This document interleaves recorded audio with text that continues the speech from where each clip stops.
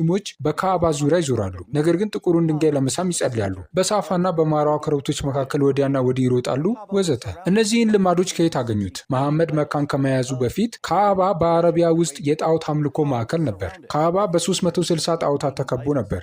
Sahih al-Bukhari 2478 narrated Abdullah bin Mas'ud ሳሂህ አልቡኻሪ 2478 አብደላህ ቢን መስዑድ እንደዘገበው ነቢዩ መካ ገቡ። እናም በዛን ጊዜ በካዕባ ዙሪያ 360 ጣዖታት ነበሩ። ጣዖቶቹን በእጁ በያዘው እንጨት ይሰብር ጀመር እና ደጋግሞ እውነት ማለትም እስላማዊ አንድ አምላክነት ወይም ይህ ቁርአን ወይም ጂሃድ በብዙ አማልክት አምላኪዎች ላይ መጣ፣ ጦርነት ወይም ውሸት ማለትም ሰይጣን ወይም ብዙ አማልክት አምላኪዎች ጠፉ ይል ነበር።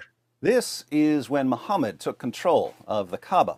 But why would he want to take control of a pagan temple and make it the center of Islamic worship? መሐመድ ካዕባን የተቆጣጠረው በዚህ ጊዜ ነበር። ይሁን እንጂ የአረማውያንን ወይም የብዙ አማልክት አምላኪያንን ቤተ መቅደስ ተቆጣጥሮ የእስልምና አምልኮ ማዕከል ለማድረግ የፈለገው ለምንድን ነው? እስቲ ትንሽ ወደ ኋላ እንመለስ። መሐመድና ተከታዮቹ ከዓመታት በፊት መካ በነበሩበት ወቅት ፊታቸውን ወደ ኢየሩሳሌም አዙረው ይጸልዩ ነበር። አረማውያን ደግሞ ፊታቸውን ወደ ካዕባ አዙረው ይጸልዩ ነበር። ሙስሊሞች ፊታቸውን ወደ ኢየሩሳሌም አዙረው ይጸልዩ ነበር፣ ልክ እንደ አይሁዶች።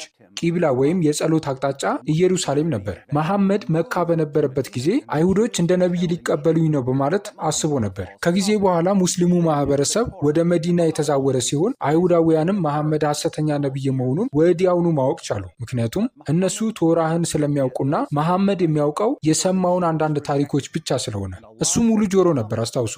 ይሁን እንጂ መሐመድ እነዚህን ታሪኮች እንኳ በትክክል ማግኘት ስላልቻለ አይሁዳውያን አልተቀበሉትም። እናም አላህ መሐመድን በቁርአን ሱራ 2 ቁጥር 144 ላይ እንዲህ አለው፣ የፊትህን ወደ ሰማይ መገላበጥ በእርግጥ እናያለን፣ ወደምትወዳትም ቂብላ እናዞርሃለን። ስለዚህ ፊትህን ወደ ተከበረው መስጊድ ወይም ወደ ካዕባ አቅጣጫ አዙር። So Allah's goal in telling Muslims to face the Kaaba was to please Muhammad.